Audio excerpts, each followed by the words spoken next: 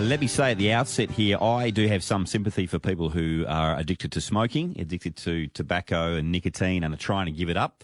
What starts out as a bit of an experiment when you're 17 or 18, a couple of puffs can turn into a lifelong addiction to nicotine. And we're grappling in Australia with vaping. Is it legal? Is it illegal? Are the products you buy, the juices that go into vaping, are they legal? Can you buy them? Brian Marlow is the campaign manager to Legalise Vaping in Australia. He joins us on the phone now. G'day, Brian. G'day, thanks for having me. Nice to talk to you. You're rallying in Freo today, is that right? Yeah, that's correct. We're actually just out here doing a rally in support of vaping legalisation. We had a bunch of vape shop owners come down and some vapers as well, just to try and get the word out there that they're currently not being listened to by federal and state parties.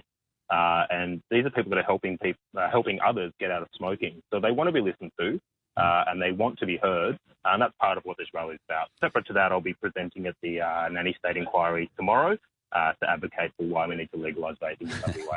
The Nanny State Inquiry. Yeah. Sorry, that sounds funny. Hey, Brian, tell our listeners, we've discussed this a fair bit on the program, tell our listeners what parts of vaping are legal and what parts are currently illegal in WA. So currently, it is illegal to vape with nicotine in every single state and territory. In WA alone, just for merely possessing nicotine vaping liquids, theoretically someone could face a $45,000 fine. Yeah. Wow. And nicotine vaping is what vapers use to get away from cigarettes. So they can go into a shop and buy a product that'll kill 2 and 3 users, but they can't go and buy something that we know is at least 95% less harmful than traditional smoking. And it would seem to me there's no shortage of people vaping around the place, but are people being fined, picked up, infringed at this point, Brian? Are you hearing of it in WA? No, not that we're aware of, but the issue with the ban essentially means that these people that you do see vaping, and there's thousands of them, nationally there's about 250,000, these people that are vaping, they're buying their products overseas and online. And what that means is that potentially they're buying products that don't meet the kind of consumer standards that we have all come to know and love in this country, and they're importing it, and then they're facing potentially a hefty fine just for possessing that liquid. So it's something that needs to be changed, and we want to see it legalised and regulated as a consumer product, just like with a whole bunch of other products. So you can buy the device, you can buy the handheld bit, but buying a liquid that has nicotine in it is illegal according to the Therapeutic Goods Administration Act, and therein lies the problem. That's the part of it you'd like legalised, is it? Yeah, so nicotine's classified as a poison by the Therapeutic Goods Administration Act. But the issue with that is that people can already access nicotine through other products, and this is a less harmful way for them to get nicotine, which is what they're addicted to. And nicotine's not the thing that actually causes all of the illnesses that we see from smoking. It's the burning of the actual tobacco leaf that creates the tar and the carcinogen. I'm just looking online now, and there are a number of vape shops advertised in Western Australia.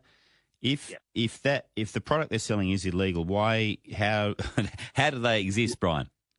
Right, so they're not selling nicotine liquids. They're selling liquids that don't contain nicotine, which you can purchase here and vape with, but the overwhelming majority of vapers use nicotine in their liquids. All right, and they've got that from overseas predominantly, you think?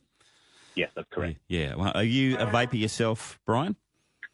Funnily enough, and this is something that shocks a lot of vapers, I don't vape. So I was one of the lucky ones that managed to quit smoking when I was young. But smoking is something that's pretty prevalent in my family. And my mother, who's gone through cancer treatment, continues to smoke, and the only thing that's ever got her to stop is vaping. But because she has to buy her stuff online from overseas, if she runs out of nicotine liquids, she's straight back to smoking. So, I've got a personal stake in it, but separate to that, I've met thousands of vapers who have managed to quit and move on to this product, and they're not being listened to, which is the whole reason for this campaign. When are you marching, or what are you doing down there, and how many people are you expecting? Well, we're actually marching at the moment. We've had about 10 to 20 volunteers attend, and one of the local papers as well. Separate to that, I'll be presenting at the inquiry tomorrow to advocate for why we need to legalise vaping. And separate to that, we'll continue our on-the-ground campaign to make politicians listen. Do you concentrate your efforts with state politicians or with the feds?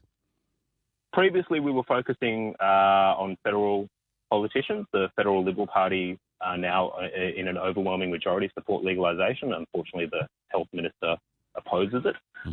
And we also focus on state-based policy as well, because this is something that federal or state, it doesn't matter. It affects everyone. Yeah. All right. Good to talk to you, Brian. Good luck. No worries. Thank you so much.